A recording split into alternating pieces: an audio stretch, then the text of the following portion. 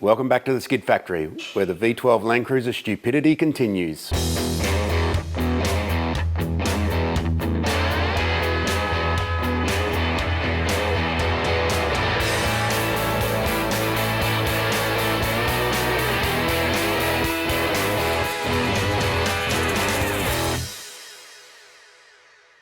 This is the fuel tank that Nathan's provided. I'm not sure whether it's out of this car or out of a different vehicle. It's only got a small 5/16 line coming out of it, so it may be out of a petrol car rather than the diesel that was in it.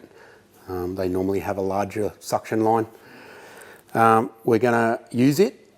It should work perfectly well. It is obviously not made for an EFI car. These things are only had either a diesel or an old carbureted 6-cylinder engine in them. So it's only got one outlet on it for pulling fuel into the engine. So what I've done here is, this is now -6AN. That used to be the drain bung for the tank. It's got a hole in it and everything. It's all sort of put there right where you can get at it, most likely because these things were probably used in areas where getting more fuel, water than fuel was probably an issue at some point. So I've done this before on older cars. If they've got a drain bung, you can just use that as your pickup. So that will go out through the floor and along, and I'm going to stick a Carter low pressure, high volume fuel pump on it. That's going to be used to fill up the surge tank, which we've got, which the surge tank set up with the 044 in it is the same setup as what we used in the Fairlane back in the day. They actually work pretty good and they're dirt cheap. So the Carter's going to fill it up, and then it's going to provide the pressure to the engine, to the rail, via a filter regulator. So I've got to stick this in, mount up all of those things because Anthony's coming back to finish off the wiring, and he can't wire those things up if they're not there. So I need to fit them up. I've been a bit slack with this thing. Too much talking, not enough working.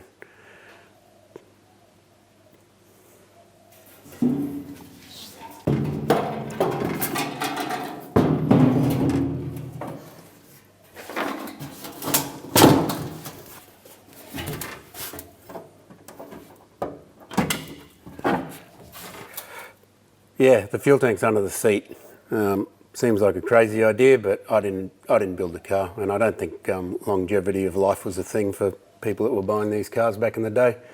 They're sort of a bush bash truck that you just lived with things like this. Probably the only place to put it when it was a ute as well. It often had a full cab with a ute tray on the back. So goes through the floor.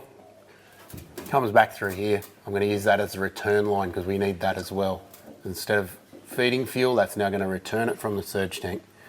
So that's one way of doing it on an older vehicle. If you've got a drain bung on it, that usually works out to be a good pickup point. Let's go under and do some work.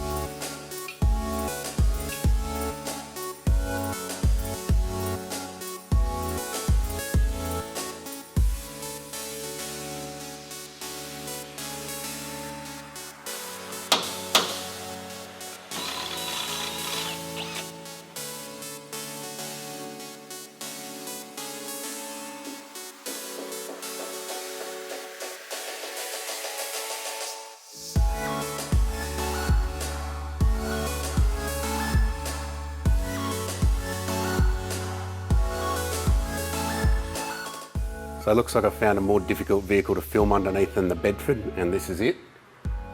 Everything's either a dark cavity or I can't get the camera underneath it to actually have a look. So I've mounted most of the stuff up because I just couldn't film it. So we'll just have a look at it now. Surge tank, it's mounted on its side. Pump goes in like that. Yeah, it's meant to be not mounted on its side, but that wasn't really practical, so I've done it that way. Obviously it's not going to work too well It'll only work till it's about half full like that, but there's a way around that as well, as with all things. For a start, that's not a genuine Bosch pump, so I'm not going to use it.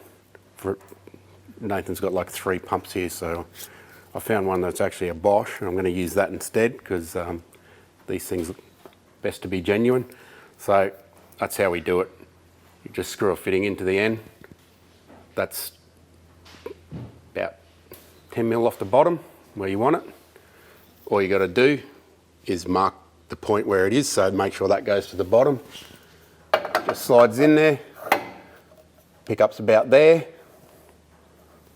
All works fine. This one's got a one-way valve on the end of it too, which also helps to keep the pressure up to the rail, makes them start nicer. So that's all ready to go. I've just got to put an O-ring on it and I'll screw it all back in. We've got our carter pump here with a pre-filter.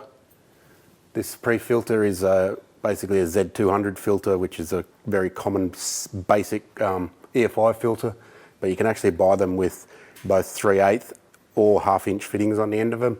Normally they're 5/16, so they make good pre-filters for that reason.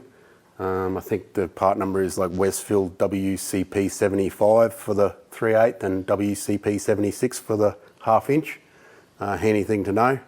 That's drawing directly out of the bottom of the tank where the drain bung used to be. So we got the fittings in the top here. Carter feeds over to it. The pumps out to the BMW fuel filter with its own regulator. Returns back here, and the whole lot returns back through what used to be the feed line for the carbureted setup, back into the tank.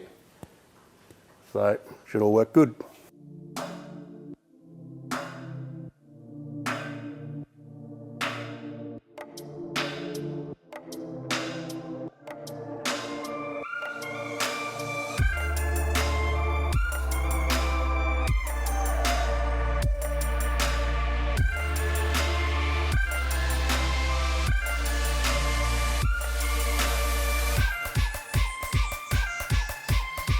The standard diesel fuel filler neck has been changed with a petrol one from a later model Toyota, which has been modified to suit the 40 series.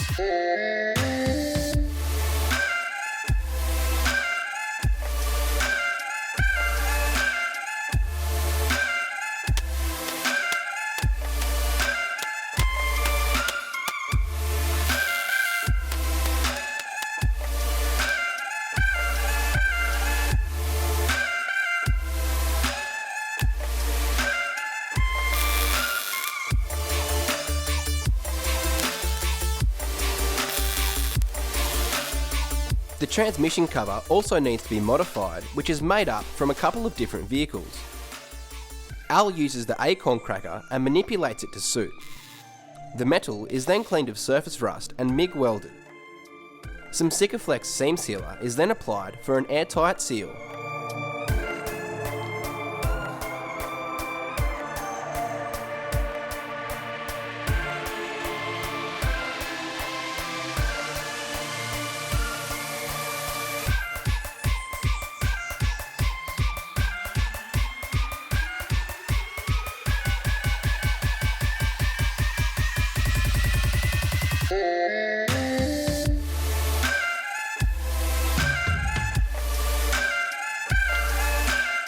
The transmission selector was faulty and isn't needed in our application, so it has been removed and thrown in the bin.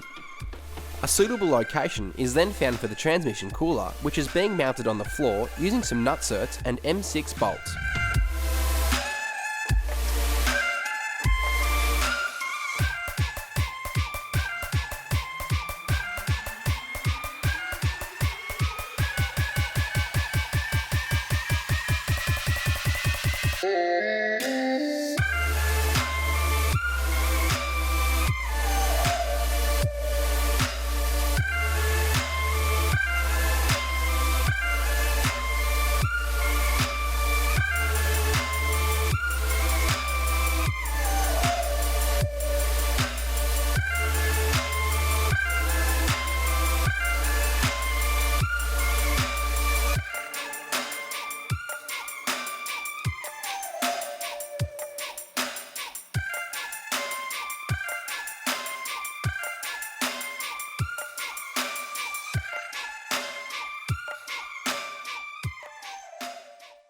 got the transmission cooler all mounted up there. It actually fit pretty well in the floor. We just had to bend the tabs of the cooler slightly, and we've used the rubber mount bushes that I have heaps of that I get from Toyota 86s. It's the same cooler that we used in the Bedford, and we've mounted it in the same method. Pretty good thing, that they're pretty reasonable value, and got a fan and got the switch and everything to switch the fan on at the right temperature and that sort of thing. So that's why we use them, because they do the job. It's just got a normal hose. We didn't use any AN sort of stuff, except on the transmission end where we had to pull out the old pipes because they were sort of a weird shape and weren't really useful. So we've just put a couple of AN fittings down there that we recycled from Nathan's box full of stuff. So that's all pretty simple, short hose run. It's all just tied up there so that it's not going to rub through anything. And it'll do the job nicely, I reckon. The floor, I don't know what it's made out of. It's probably made out of half a dozen different types of LandCruiser. We won't go into that because I don't know anyway. But it looks like it's the original dog box or gearbox cover or whatever you want to call it, the floor. And then it's had another model laid over the top of it, and it was just sort of loosely tacked in there but not really done properly. So I've pulled that out and sort of panel beaded it all down and welded it a bit better, so it's a bit more structural because it was very floppy. So I've done that, and then Anthony's given it a spooge of bloody spoogey stuff that seals up welds. I don't know what it's called. Seam sealer, I guess you'd call it. And then Nathan's used another 4 cans of black pressure pack over the top of it, so it's ready to go back in now. So we'll throw that in. Then we've got to mount some shifters and handbrakes and stuff on it. So let's do that.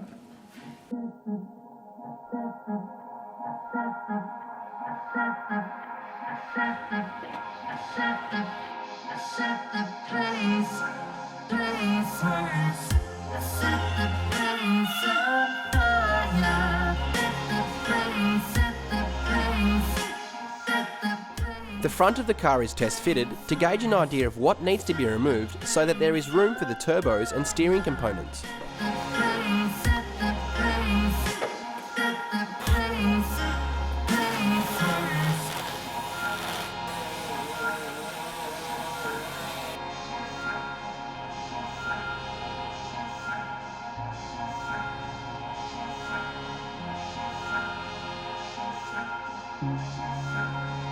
After Nathan has removed what is required from the fiberglass guards, the front is once again refitted and Alan measures up for the intercoolers.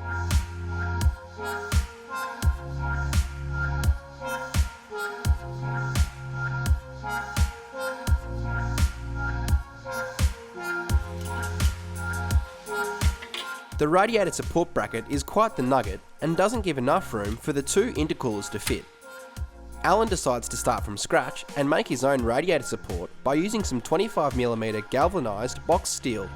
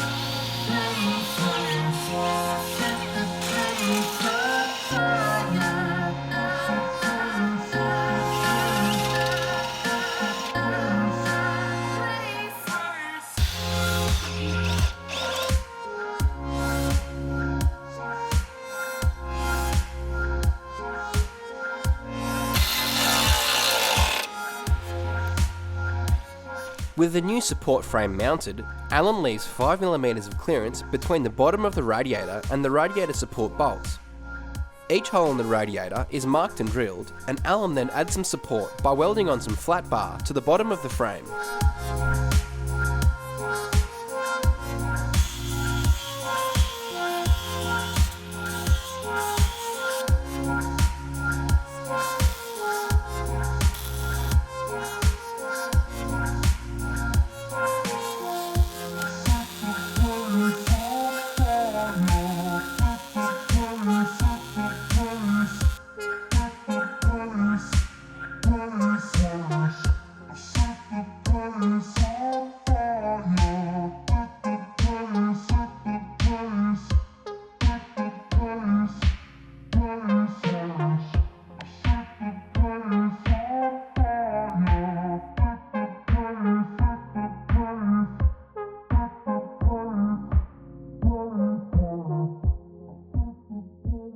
We're making some good progress on the shorty. While Anthony was away, I've mounted up all the fuel pumps and the fan and the cooler and stuff for the transmission underneath. Needed to get all that stuff in there so he can continue on wiring. So we've now jimmied the body back on. It's only just sort of sitting there. We've got to make a few changes to it because of the way the steering shaft moves. Takes a different route now. It's sort of in the way of one of the brackets, and also we had to put it on so we could get the radiator fitted properly, and so we could then move on to the intercoolers because they've got to squeeze in between. This is the original radiator bracket. I'd say it's been broken in half at least 3 or 4 times and welded back together with a stick welder or something like that. Could even be 2 different ones welded together. I'm not sure. Basically, it's that buggered that it doesn't fit properly anyway for our application that I've decided to bin it. So it can go on Gumtree. I'm sure someone will pick that up as it's probably in better condition than theirs. So we've just knocked up a sort of a replica of that out of a bit of 25mm gal box. It's actually a bit stronger than that was. The reason why that probably broke is because it didn't have its stays on it. It's meant to have stays going down to the chassis rail. So we will make something up for this because there's no point making it and letting it break. Nathan was telling me that previously, back in the olden days, they had a stay coming from there to there. So I think we might try and do something like that, but we'll wait until we've made everything else first so we don't get in the way of ourselves. So that's sitting in there nicely and it all fits and everything. And the intercoolers fit quite well in the front now. We had to move a few things around. We've actually snuck the nose cone out a bit just to get a bit more space for them. We still have the option to push it back in so it's flush later if we've got the space, which we may do. Our next challenge is the headlight buckets come in and sort of recess in a bit. So we've got to... we've just painted them because they are rusty old things, and so Woody got into that and painted them. So once we get them, we'll be able to actually check whether the intercoolers actually fit properly. One of the options we've got is, instead of having them linear, is just stagger them. So just move them around so they just clear on either side. We've got a bit of up and down space to move them around as well. So we'll wait until we get those buckets. Intercooler piping wise, with this arrangement, on one side of the engine you're going to have a short pipe and another short pipe, and on the other side those 2 pipes have got to cross over just because of the way the intercooler paths work. So on this side of the engine bay we've got tons of room, there's nothing there. On this side of the engine bay we've got everything there, steering box and pump and everything. So we'll put the simplified piping on this side of the engine bay, just so we've got less things to avoid, and we'll put the pipes that twist around each other over on that side. So once those buckets dry out, we will throw them in and then move on with this intercooler and piping.